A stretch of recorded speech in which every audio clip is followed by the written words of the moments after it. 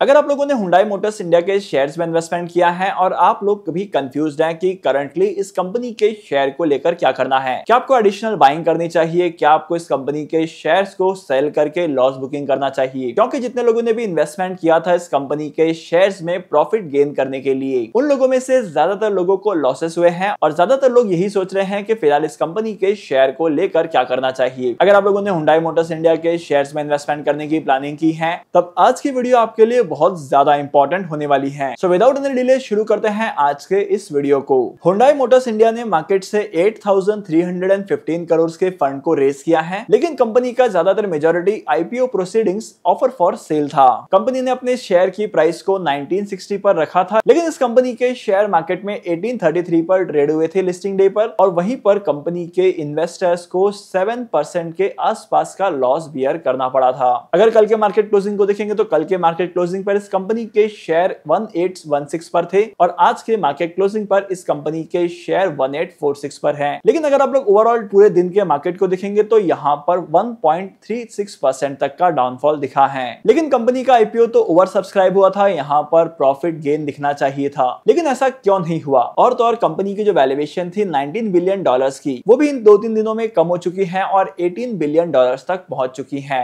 अगर Hyundai Motors की बात की जाए तो हुंडई मोटर्स जो है वो एसयूवीज को मैन्युफैक्चर करता है और एसयूवी मैन्युफैक्चरिंग के मार्केट सेगमेंट में 15% market share Hyundai Motors India का है। मतलब एसयूवीज के सेगमेंट में ये कंपनी एक मेजर प्लेयर है। अब इतना बड़ा आईपीओ था और इतनी सारी चीजें हो गई, इसके पीछे का रीजन क्या है, चलिए वन बाय वन करके जानते हैं। सबसे पहला रीजन तो है वैल्यूएशन का। जब भी कोई कंपनी मार्केट में आईपीओ लेकर आती है और अगर उस आईपीओ की वैल्यूएशन ही सही नहीं रखी जाती तो मार्केट में आने के बाद में उस कंपनी के शेयर्स में करेक्शन डेफिनेटली आता है। और अगर आप लोग मार्केट ट्रेंड को देखेंगे तो जब भी मार्केट में बड़े बड़े आईपीओ आते हैं तब उन सारे बड़े बड़े आईपीओ की वैल्यूएशन में गिरावट आती है लिस्टिंग डे पर और उन कंपनीज के शेयर्स करेक्ट होने लगते हैं। सेम ट्रेंड हम लोगों को हुंडई मोटर्स इंडिया के शेयर्स में भी दिखा था। अगर आप लोग एलआईसी के ट्रेंड को याद करेंगे तो एलआईसी के ट्रेंड में भी ऐसा ही हुआ था, कंपनी के शेयर की प्राइस गिरी थी। और अगर आप लोग पेटीएम की मेमोरीज को रिकलेक्ट करेंगे तो आपको पता चलेगा कि पेटीएम के शेयर के साथ भी ऐसा ही हुआ था। अब हुंडई मोटर्स का रीजन भी सेम था, कंपनी की वैल्यूएशन थोड़ी सी ज्यादा थी और मेजरली कंपनी ने अपने ऑपरेशंस और सेल को ज्यादा प्रेडिक्ट किया था। करंट लेवल पर अगर आप लोग मार्केट में देखेंगे तो मार्केट में करंट लेवल पर कार्स की डिमांड कम हो रही है। गवर्नमेंट ऑफ इंडिया की अलग अलग पॉलिसीज आ रही है, मार्केट में इन्फ्लेशन बढ़ते जा रहा है और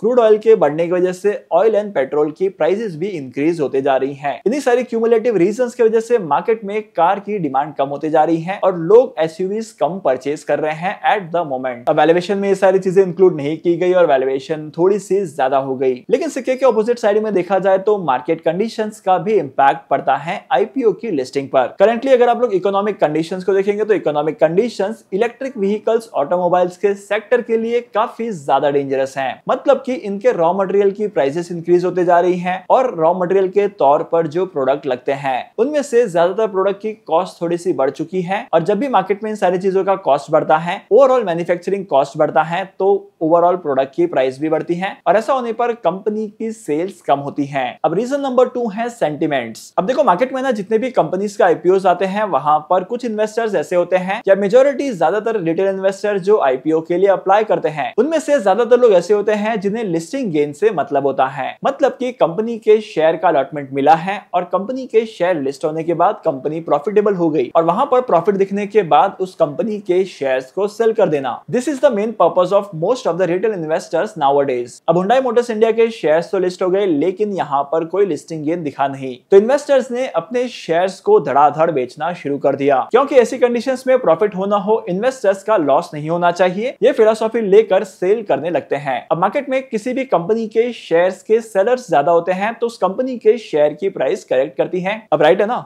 समझ में आ रही है बात। तो चलते हैं थर्ड रीजन के ऊपर। अब रीजन नंबर 3 में बात करते हैं स्पेसिफिक मार्केट सेगमेंट की। अगर आप लोग करंटली मार्केट में देखेंगे तो करंटली मार्केट में बहुत सारे ऐसी कंडीशंस हैं, ऐसी बहुत सारी चीजें हैं जो एक साथ इस मार्केट को इंपैक्ट कर रही हैं। एग्जांपल के तौर पर कार की सेल्स नियर टाइम में कम रहने वाली है। आने वाले 1 से 1.5-2 महीने में कंपनी के सेल्स उतने ज्यादा इंक्रीज नहीं होंगी। अब दिवाली जाने के बाद कार की सेल इतनी ज्यादा नहीं रहेगी और इसका इंपैक्ट कार मार्केट पर और ऑटोमोबाइल के मार्केट पर देखने मिलेगा।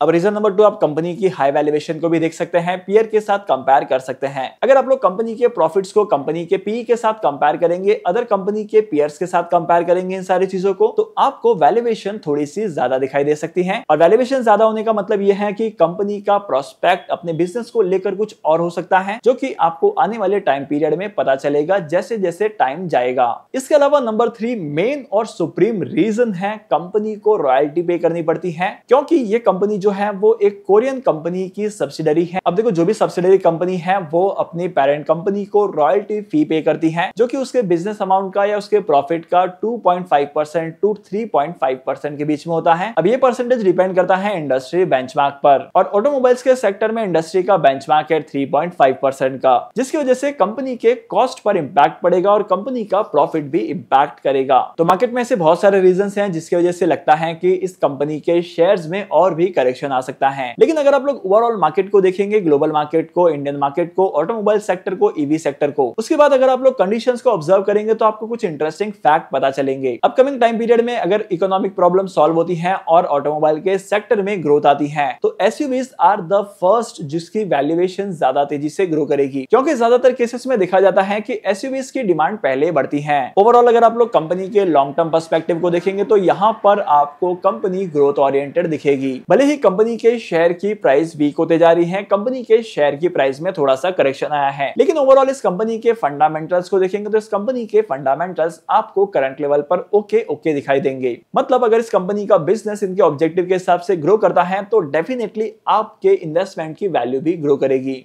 आई होप कि आपको इस कंपनी के शेयर्स रिलेटेड जितने भी डाउट्स थे, सारे के सारे डाउट्स क्लियर हो चुके हैं।